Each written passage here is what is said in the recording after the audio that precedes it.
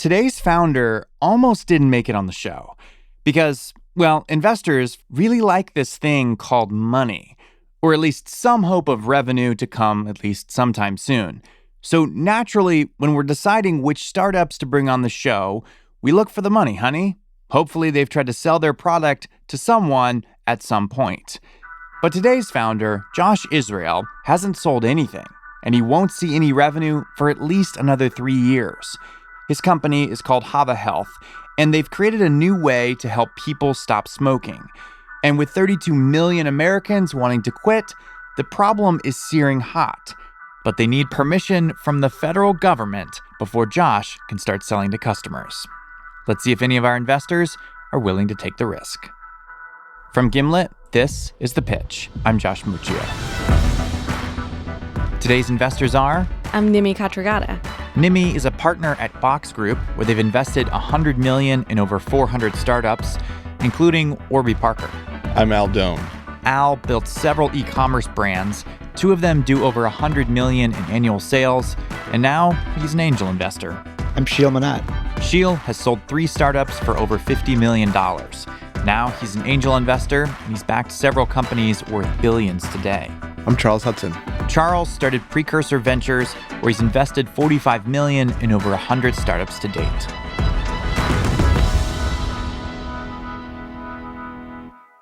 The pitch for Hava Health is coming up in just a moment. All right, here we go. Hey. Hey. Josh. Sheil. Josh. Hey, Charles. Nice to meet you. Nimi. Josh. Nice to meet you. Nice to meet you. Al. Josh. Give me a second here. In what some may consider a power move, Josh takes a drag out of what looks like an e-cigarette. Through a thick cloud of white smoke, Josh begins his pitch. This is going somewhere. This is going somewhere. Please let this be going. Before you judge me for smoking this, know that this is our way of fighting fire with fire. Fire in this case being nicotine addiction. I'm Josh Israel. I'm the co-founder and CEO of Hava. And at Hava, we're solving nicotine addiction through technology. We're building a connected vape pen that pairs with a smartphone application to automatically and gradually wean people off nicotine addiction through minimal effort on their part. We do this with a patent-pending design that allows us to burn nicotine oil while inversely burning clean oil, thereby giving our users or patients a consistent smoke experience as we automatically regress their nicotine intake. The idea here is just smoke our device, however and whenever you want, and we'll handle the entire cessation process for you, reducing withdrawal symptoms and relapse rates. Hava is kind of like the Anti-JUUL, and it's way smarter. It uses little plug-in pods, like the JUUL, but these actually have 2 chambers. One is filled with nicotine oil, and the other a clean oil without any nicotine. You can just smoke it like any other e-cigarette, but there's a twist. The Hava e-cig actually pairs with an app on your phone, and the app gradually decreases the amount of nicotine you inhale. And the idea is that slowly, over time, you become unaddicted to nicotine. We started this company just a little over 9 months ago, and in that time, we've made incredible progress. We've put together a fully functional hardware prototype, as you see here today, mobile applications on iOS and Android. We've had our first interaction with the FDA because this will be a regulated drug. I'm happy to say that we recently closed our pre-seed round of $1 million, so I'm here today to look at potentially oversubscribing that round with investments up to $250,000 to further product development while we go through our preclinical phase. What a strong intro, man. Yeah, I love the intro. Yeah. You did a great Kudos job. to you, Josh. Can you give me a sense for the range of smoking intensities where you think your product can make a difference? So every smoker is different. So we have to be able to account for someone who smokes 2 packs of cigarettes a day or someone who smokes for 6 cigarettes a day, for example. And so what we do when we onboard you into our product on our mobile app, we ask you the type of smoker that you are. Of course, you can lie. You probably don't want to say that you're a horrible smoker. So what we do for a week is actually what we call a control week. So we truly understand your habits by you just smoking our device. If you're smoking 100, 200 times a day, we're going to know that you're not a light smoker like you said, right? And so from there, we kind of set our baseline nicotine and regress you from there. So if you're a heavy smoker, it might take you 6 to 8 months. If you're a medium smoker, it might take you 4 to 6, for example. And should we really be thinking of this as an alternative to a nicotine patch or gum, or used in complement with some of those smoking cessation products? I would say we want to disrupt those products. So those products are very unsuccessful. Like if you look at the success rates for the patch or the gum, it's 5 to 15%. People try 7 to 8 times with those products on average to quit. They don't work. So we're looking to deliver a product that's actually going to help people truly quit. And are those products, do they not work because of client adherence or because they're just fundamentally not effective? So it's both. So yeah, compliance is a big problem for them because, they actually jump people. If you look at the past, they jump you from 24 milligrams to 14 milligrams. In that big range, people have a lot of withdrawal symptoms, right? And then on top of that, they're not delivering nicotine as rapidly as a combustible cigarette does. Moreover, they're not giving the smoke inhalation, the oral fixation, everything that you get out of this social smoking aspect, right? So we're trying to deliver a parallel experience and gradually reduce you. So we can take you, let's say, from 24 to 23.9, where you're not going to get those withdrawal symptoms. Is this something that once the switch is made from a nicotine oil to a non-nicotine oil, do people continue to smoke it? Yeah, so that's what we're calling our post-addiction plan, right? Okay. Addiction is not like a common cold. It doesn't go away. You don't cure it. It's a lifelong struggle for people, right? So if we abandon them at the time of cessation, we would be doing them a disservice. So what we're calling our post-addiction plan is essentially clean oils or a placebo effect. So if they're at a party, maybe they're drinking, they can continue to use our device to curb that nicotine urge they may have. And, just use it as time goes on, but potentially maybe they will eventually throw our product away.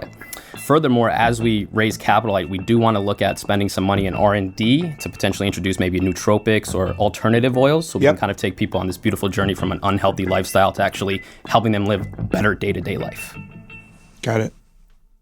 As this pitch is playing out, I'm in the other room listening in, and I can't figure out if it's going extremely well or extremely poorly. As soon as an investor asks a question, Josh whips out this super concise, well thought out answer. And then investors, they don't even have a follow-up question. They're just like, cool. I'm not sure how to read this pitch. It doesn't sound like anything I've ever heard before. Here's Charles getting down to business. What is cost to the customer in a cessation regimen? Is it always paid for by the customer? Is there an insurance angle? We want to be able to price it so that you can buy it over the counter at like CVS or Walgreens. Very similar to the gums and the patches. Yeah. Looking to price our device for around $59 or $69. Okay. And then a monthly subscription for around $30 to $40, which includes the replacement pods. So cost to consumer shouldn't be that high. Insurance shouldn't be necessary. Okay. And then how long do you expect a customer to stay with the product? On average, about 12 months. So we should get around $375 per customer. And the cost to us is around $85 to $125. Got it. To acquire the customer, or no, just for what they're going to cost. Exactly. And your plan is, it sounds like, to go direct to consumer. Yeah, direct to consumer, online, and over the counter. Is anyone else doing this? Have you seen what's the closest comparison? Yeah, nothing that we've seen that's exactly like what we're trying to do. There's one company based in France, but they obviously can't sell here, and they've kind of missed the boat on where e-cigarette design is going. It's a very large kind of modded vape. We've purchased their product, just it's not working at the moment. So. Can you tell me more about, in your conversations with the FDA, given all the issues around JUUL and other what's the current thinking around sort of relationships with regulators and sort of what best practices are? Yeah, I think the regulatory winds are actually at our back. So the agency has held public hearings on how to sort of stop this epidemic of vaping, and especially in the teenage demographic. So we've actually spoken to them about a prescription pathway for our product under 18. Go to the doctor, get it prescribed for your teenager. In regards to JUUL and all those products, they're addiction alternatives, and they're not really truly helping people quit their nicotine addiction. And we're not going down the path that they're going down. That's tobacco. That's nothing to do with us. We're going down a regulatory pathway that has to deal with drugs and medical devices. So I think, the agency sees our product, hopefully, in a positive light and what the technology should have been instead of what it is today. And can you tell me a bit more? What is the timeline like on the FDA side, just so we have a sure. picture for that? So our preclinical studies, we're anticipating taking 6 to 8 months. Post that, we submit what's called an IND to the FDA, Investigational New Drug. They have 30 days to respond. IND, FDA, preclinical, phase 1s and 2s, etc. All the investors hear is this is going to be a long journey through the regulation swamp that Josh will have to slog through before his product ever sees the light of day. And even that's not a guarantee. They may never get approval to sell in the US. And this is Josh's positive spin on the process. The best he can do is guess as to how long this will all take. So total time to market, estimating around 36 months. Well, it does seem like a lot. Obviously, the more time and capital you spend in this, the agency does reward you on the end of this. So they have 3 to 5 year exclusivity if we were to get approval and things of that nature.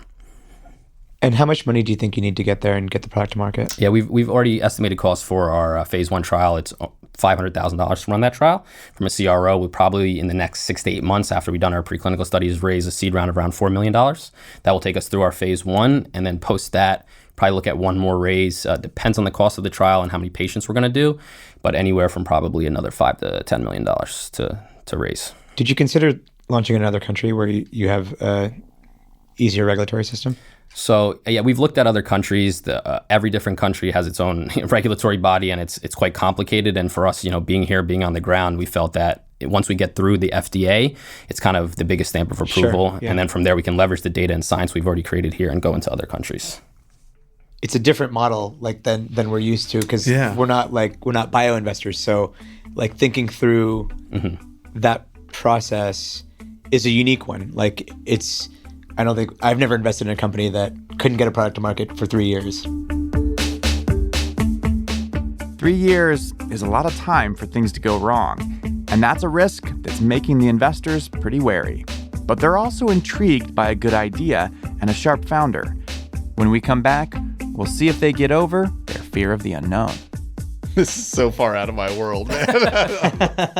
I've never smoked in my life, never touched this stuff. It's good for you. I have no idea what any of this means.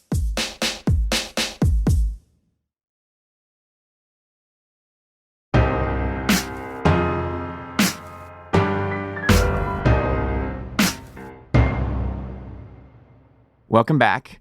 The investors are doing their best to understand Hava's business model by asking Josh to look into the future just a little bit. Here's Charles. What do you think is the end game path for this company? I mean, given that you sort of are at that intersection of tech, where I think the path forward is known, and biotech, where the path's a little different. Can you help me envision what the end state might look like? Yeah, I mean, I think there's two sort of exit opportunities for us.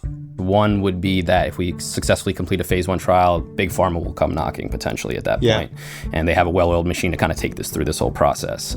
If not, we're not building for that. We're building to bring this to market, so that's not even in our mindset.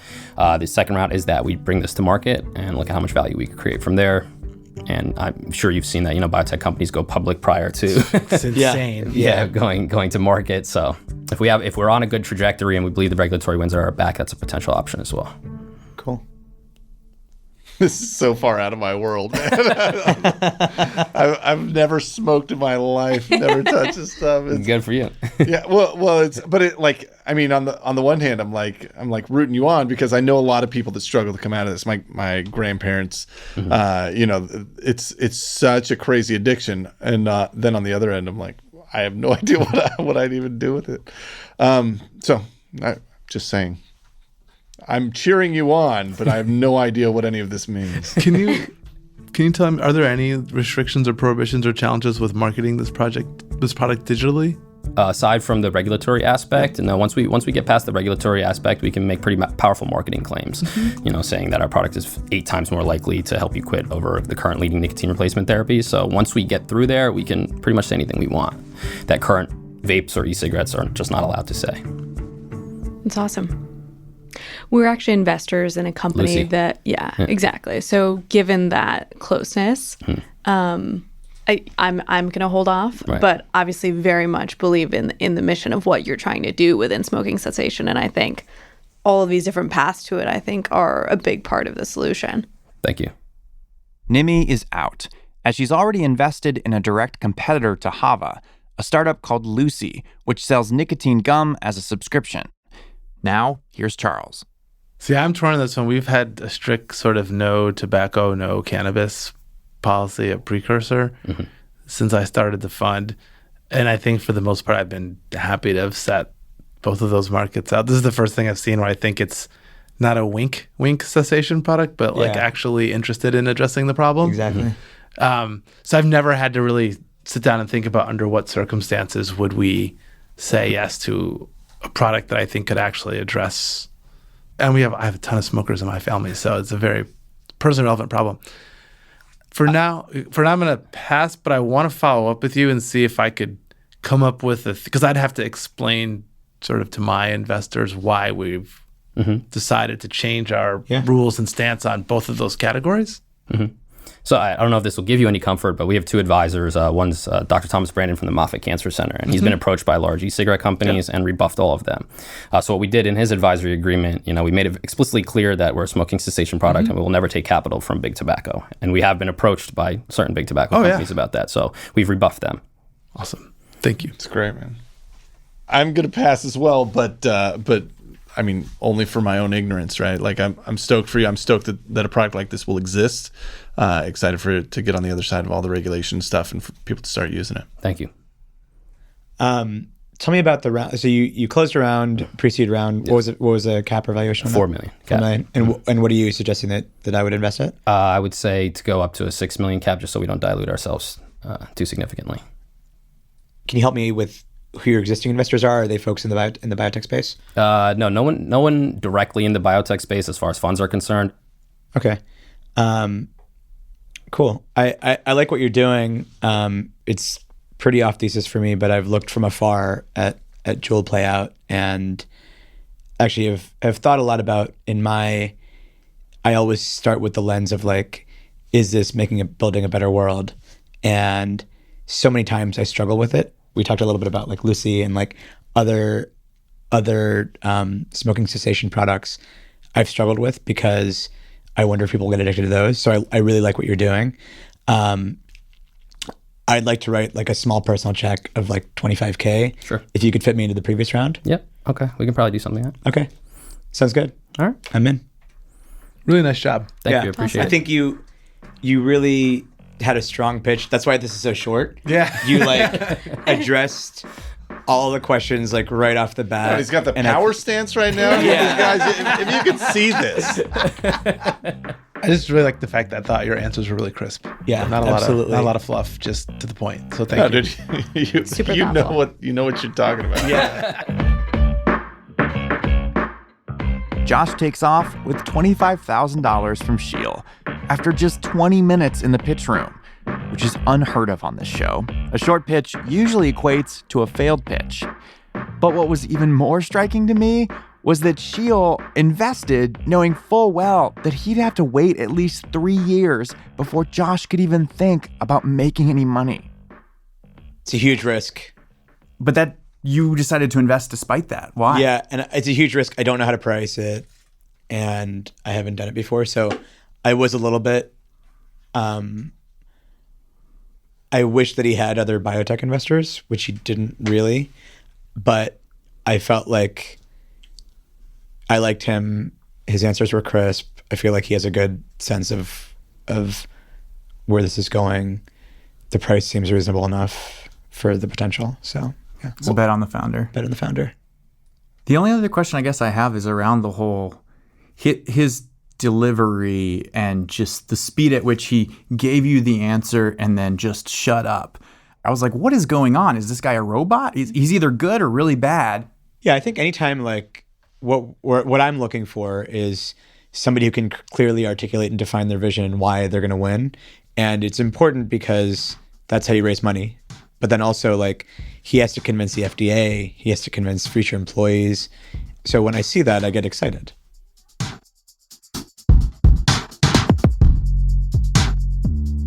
After the break, 6 months have passed, and in that time, e-cigs have been getting a bad rap in the news. So we asked Josh what it's like building a company in the midst of a media firestorm.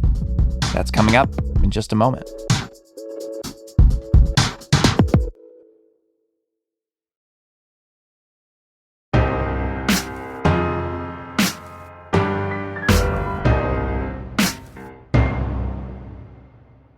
Welcome back. 6 months after his pitch to investors, we got Josh Israel on the phone. How are you doing, Josh? I'm doing pretty well. A lot happening in the news around what we're working on, kind of the industry that we're working in. So a little stressed, but it's a good stress. Since Josh's time in the pitch room, vaping was in the news a lot. Over 2,000 people were hospitalized and over 40 people died because of vaping. How have those events and the increased scrutiny on vaping affected you? I think both positively and negatively. if you look at nicotine-based vapes, there hasn't been any directly related health crisis or crises that have sprung up because of them. It's all been linked to THC and vitamin E or vitamin A acetate in the THC kind of black market pods. The product that we're building, our North Star metric, is smoking cessation, nicotine de-addiction.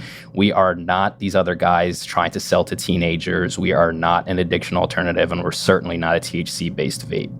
Our product has to pass through non-clinical, clinical trials for safety and efficacy. So once it is FDA approved, it's for certain that it's not going to cause these major health issues that we're seeing in the news. Right. And you're saying like JUUL and these other e-cigarette companies, they are not FDA certified at all, and they don't have to go through any of that. They haven't done any tests at all, right? It was like a pretty much a free-for-all pre-2016 where anybody could release a product and they were grandfathered in. So obviously, like, you're able to clearly make the argument why you're different. But I guess I'm curious, like, how has it affected conversations with investors or even conversations with the FDA? Like, what's changed for you?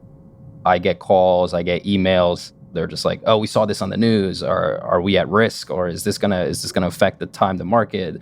And so, every single person is basically, after every single news item comes out, I get an email, I get a phone call about it, right? So I went so far as to send out a general update like a few weeks ago to all our investors, trying to answer every single question that I've gotten, like an FAQ, like here you guys go, you know what I mean? Before like you hit everything's send okay. on that email you've been working on. Exactly, right. And I know you're typing furiously there, but don't panic. We're going to figure our way around this. Yeah.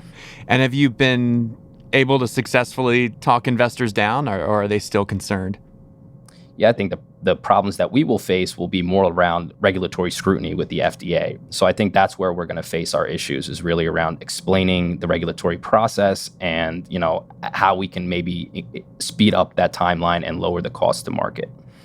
But that's what you've been up against all along, right? 100%, yeah. So Josh is still fighting the good fight, assuring investors that the 3-year FDA approval timeline will be well worth the wait. But as for the investor on our show who he already convinced, Sheel Manat, well, his $25K check is in the bank. He also introduced Josh to another investor who put in $200K. Not bad.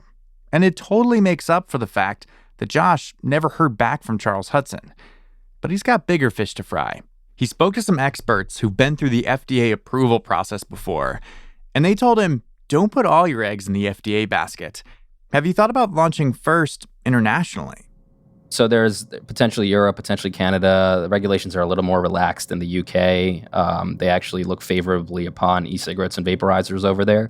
It's not just to bring it to market there, but more importantly, once it's commercially available in the market that we do choose, we'll be able to start running clinical trials and generate clinical data, which we can leverage and bring back to the FDA and say, hey, look, our product's safe, it's effective in humans. Take a strong look at this. So that's what's been happening. Nothing's set in stone yet, but we're moving in the right direction. So you're saying you might delay the FDA approval process, go out and do clinical trials in another country, and then come back and get your FDA approval, like, ultimately faster because you've got those clinical trials? Potentially, yeah. Having clinical data in humans obviously is much more powerful than having nothing. Than rabbits? Than rabbits or rats or mice or pigs or dogs, exactly. The one final thing I'm kind of still struck with is just how wildly different your business is from anything we've had on the show before. Is it weird, like, doing a thing where, like, you can't just go to the market? Like, you can't just, like, there's something very freeing about, I guess, capitalism and being able to just put a product out in the market and letting them give you feedback on whether they like it. But what you're building here, it's like you have to go an entirely different route. What is that even like? I think as an entrepreneur, if you want something to exist in the market and you're convinced it has to exist, no barrier really is too high, and you're going to try to transcend that barrier. And to be perfectly honest with you, we were naive when we started it. We said, oh yeah, we'll build this and we'll release it. And we didn't realize all sort of the regulatory issues, the clinical issues behind it. But you're like, wait, we have to talk to the FDA? Yeah, exactly. We're like, oh man, what did we do here? So yeah. But you didn't ever think of saying, forget it, this is too difficult? No, never. As soon as we started, we said we're going to figure this out. One way or another, we're going to figure it out.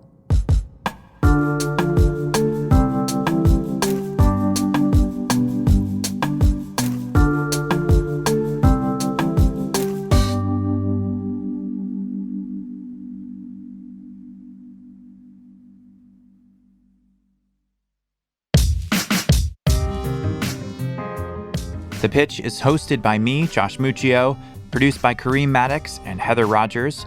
We are edited by Sarah Saracen. Theme music by The Musemaker, original compositions from Breakmaster Cylinder and The Musemaker were mixed by Enoch Kim.